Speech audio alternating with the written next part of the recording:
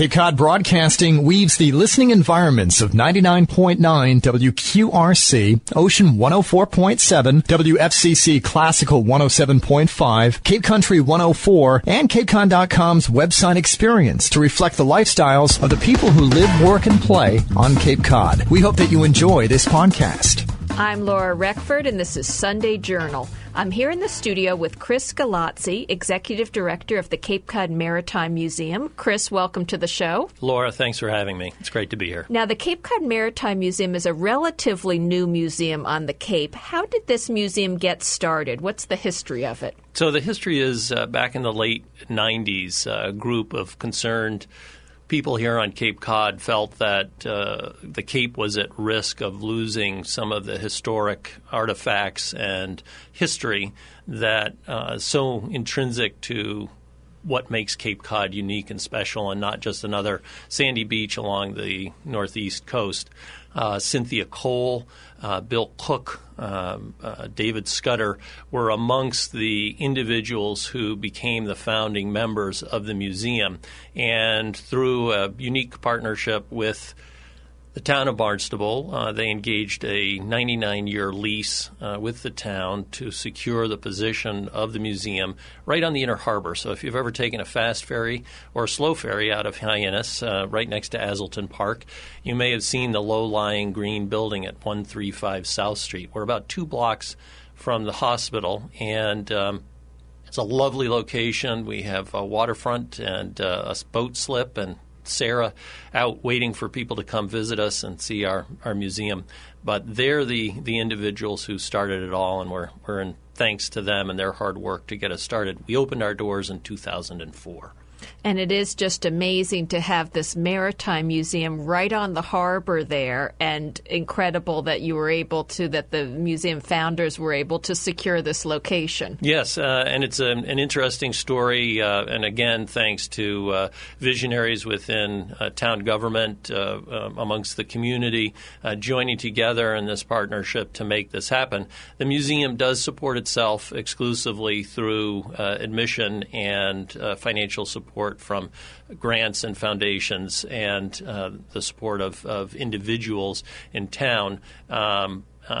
So we're independent from the town government, and yet we work very closely with a number of the different groups in town, from high arts to the town offices, to ensure that we're linking our programming with the great work they're doing. And I'll tell you a little bit about the Hyannis Youth Center and a boat building program that we did with them over the winter that was just fantastic, and a great example of how the museum can work with other groups, nonprofits, to promote the preservation and protection of this history and these artifacts, but also teach skills that build towards the future.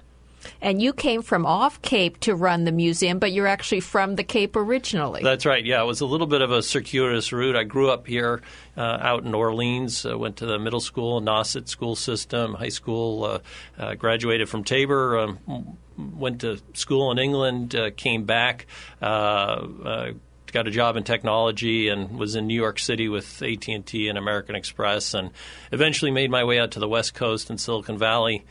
Started a family and decided that Cape Cod really is the best place to raise a family. So my wife and I came back, and we've been involved, very fortunate to be involved with a number of different nonprofits here on the Cape, and just very pleased to be part of the community. Now, for those who've never been to the Cape Cod Maritime Museum, give us sort of an introduction of what people would find there if they come to visit. All right, so you're strolling down Main Street, and somebody's told you that there's something happening that you need to go check out down on the inner harbor. So you make your way about a block and a half down to the inner harbor and a view of the water, and right next to Azleton Park, and you'll see a low-slung green building. And come on in, and you'll see flags flying out front and some boats out in front of the museum. And what you'll find there, you'll be greeted by a staff that's excited to tell you the stories about the history of Cape Cod and our connection to the maritime events and history that really uniquely captures the spirit of Cape Cod. We're telling stories now about boat building on Cape Cod. The name of that exhibit is From Catboats to Clipper Ships, Boat Building on Cape Cod.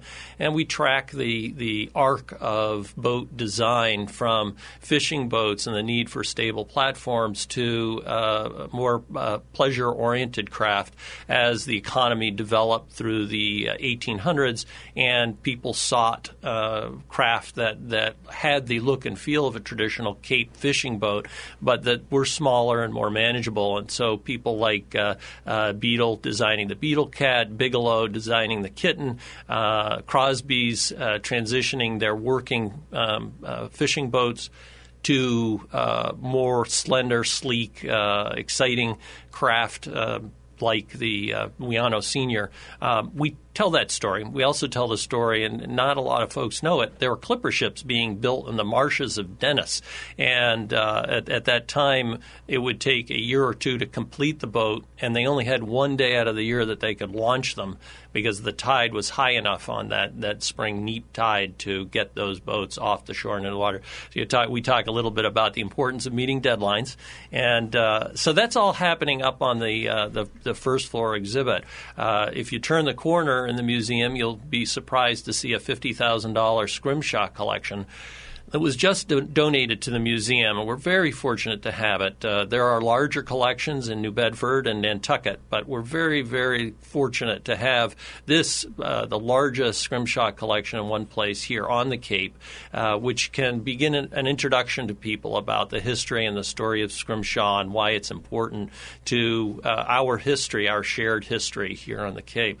And if you go a little bit further in, we have $1 million in fine maritime art from local high-end maritime artists hanging on the walls of the museum. Some of those pieces are for sale, and the artists are making a donation to the museum for each piece that we sell, supporting the classes that we teach in the museum. And I'll tell you a little bit more about that in a minute, but we've developed a STEM program, science, technology, engineering, math, and we add the arts. So we call this program STEM Gains STEAM at the Cape Cod Maritime Museum, where we teach classes thanks to Hyannis Rotary and a gift that built out a classroom for us at the museum.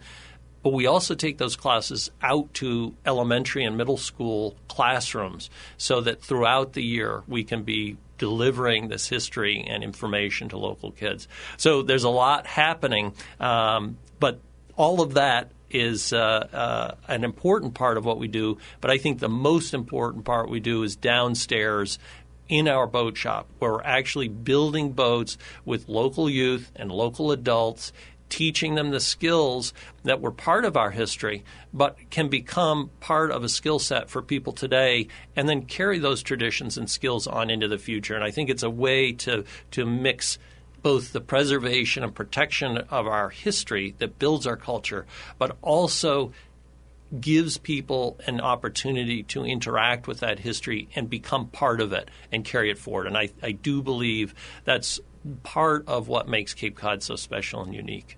I'm Laura Reckford, and this is Sunday Journal. I'm talking with Chris Galazzi. He is Executive Director of the Cape Cod Maritime Museum, and we're talking about all the many, many things going on at the museum. Now, you talked a bit about the STEM classes. This is such a critical part of what's going on now in education on Cape Cod and really all across the country. How did the museum get involved with STEM? Well, we were very fortunate to have a number of volunteers at the museum. Bob Lister leads that group of volunteers, and they began building boats with local groups, including Crossroads for Kids, which is an at-risk set of school kids who are looking for a way to avoid the challenges that they've faced in their lives. And by getting them into this boat building program, we were able to begin to develop communication skills, physical skills of putting a plane and a handsaw into their hands and helping them shape the wood. And for many students, this alternative learning method really touches them in an important way and helps them develop their intellectual skills, their communication skills, and their social skills that are so critical today, and in many cases are a challenge when we become so reliant on technology. So it's thanks to Bob Lister and our group of volunteers, what they started. They got us going down this road. And then the Kelly Foundation awarded a grant to the museum to begin developing this curriculum, matching our maritime themes of navigation and boat building and water quality, water testing, flora and fauna, fish populations, taking all of that local Cape Cod maritime knowledge and information and translating it into a curriculum and a rubric that would match to elementary and middle school kids. We're very fortunate. The Davenport companies who present and underwrite the Le Mans fundraiser has made the Cape Cod Maritime Museum a beneficiary of up to $50,000 in matching funds. So the museum is now working with partners to match the Le Mans funds to be able to fund the actual delivery of this STEM Games STEAM program out into the community. And we're just excited about it. And if you'd like to learn more, you can check our website at capecodmaritimemuseum.org. And I know it was just a few weeks ago when a group of local school kids learned how to build a skiff at the museum, and then actually they built it and learned all those different skills you're talking about from math and engineering and everything else, and then actually I think got in it and sailed out into the harbor. Absolutely, is that right? Yeah, absolutely right. So we have to say thank you to Patty Machado at the Hyannis Youth Center who pulled that whole class together, brought the kids to the museum, and we really made a connection with those kids and the boat they built. And you can visit the boat they built, which is now on display at the Barnstable Middle School. So you'll see it there. And then later on, she'll be at the Youth Center on display throughout the summer. And I think for young kids, you have a special feature in the back of the museum where kids can climb on a boat? That's right. So some of the younger population that we love to have at the museum are a little bit more physical in their interaction with history, and so we've planted a fishing vessel in a sea of safe pebble stones that the kids can climb around in and get on top of, and through their imagination become part of the inner harbor, because from their vantage point on our climb-aboard boat in our climb-aboard park with a brand new fence that protects them from what's happening around in the area, but also gives them a safe environment to play in. They can see the water and really imagine what it was like to be on a boat on the water. And in a few years, we'll get them out in a boat they built to learn how to sail. And a very special boat you have there, which is so linked in with history, particularly in the town of Barnstable, the catboat Sarah. Tell us about that. Absolutely. So in 2004, the museum began building Sarah, and she is a replica of an 1886 Crosby catboat, so a working fishing catboat design, and she was built at the museum. She now is available on our dock right out in front of the museum for sales by anyone who'd like to go out and get the feel of a wooden boat under their feet and take the tiller. And we're excited to have her, and she's a really important part of our experience of Cape Cod maritime history. And speaking of boats, I think you're having a visit from a special schooner coming up later this month? That's right. In partnership with the town, we are welcoming the schooner When and If, which was the former schooner of General George S. Patton. She'll be coming in to spend time in the Inner Harbor thanks to Highline and the Scudder family that's made their wharf available during the day. The schooner When and If will be tied up, and people can come down from Main Street, walk down through Azleton Park, stroll on sunny days down to take a look at the schooner and come on board and hear the stories about the John Alden designed schooner that was built in 1939. She's a beautiful 80-foot long wooden schooner, and we'd be happy to show you more if you come down and have a visit. And there's also the schooner Shannon Doha, is that right? That's right. So June 15th to the 17th, we'll have the schooner Shannon Doha. She's a 130-foot schooner, and she's coming over from Martha's Vineyard. She'll be with us at the museum, and also thanks to Wayne Kirker and Hyannis Marina for making their dock available to Shenandoah for children and adults to come over and be part of classes on the Shenandoah and to visit the museum. And they can, again, contact the museum at our website or through our phone line for more information about the scheduling time to go out and see her. And in the last couple of minutes, I wanted to be sure to get to what the hours are of the museum. What are the best days to come? Sure. We're open Tuesday through Saturday, 10 to 4. On Sunday from noon to 4. We have special events throughout the summer. Highlights include a captain's course. If you've ever been interested in getting your captain's license, now is the time. For 1 month during the month of June, you can work with New England Maritime. That's presenting the accreditation for the course. We mentioned the schooner Shannon Doha. We have summer afternoon parent and child activities at the museum. So if you'd like to drop in with a child and build a small kit boat, build wind chimes or made out of seashells, go fishing in the Inner Harbor, you can do that at the museum. We'd love to have you. July 4th, we'll be having a party at the museum for members. You can come on down, and if you bring your hot dogs, we'll have a grill for you. On Friday, July 10th, the museum will be opened for free, and this is through a grant, special grant through the Highland Street Foundation. And July 18th, we have a fishing festival with the Cape Cod Salties at the museum.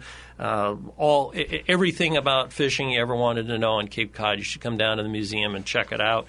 On July 25th, we have a Pillage the Village project for kids, local kids and their parents, and it will be in association with the businesses up on Main Street. So kids can come in dressed in their pirate finery, join a pirate parade around the museum, go up to Main Street and work with participating businesses.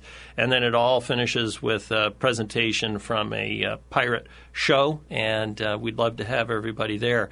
The last thing I'd like to mention to you is the museum is now available for special events. We partner with many different foundations, Latham Center, Capabilities, Crossroads for Kids I mentioned before, Big Brother, Big Sister, the Youth Center. Sail Cape Cod is a big partner with us in their adaptive sailing program. These businesses all partner with the museum to use our space, but individual families can become members of the museum and then use our space when we're not open to the public for private memorials, weddings, anniversaries, graduations.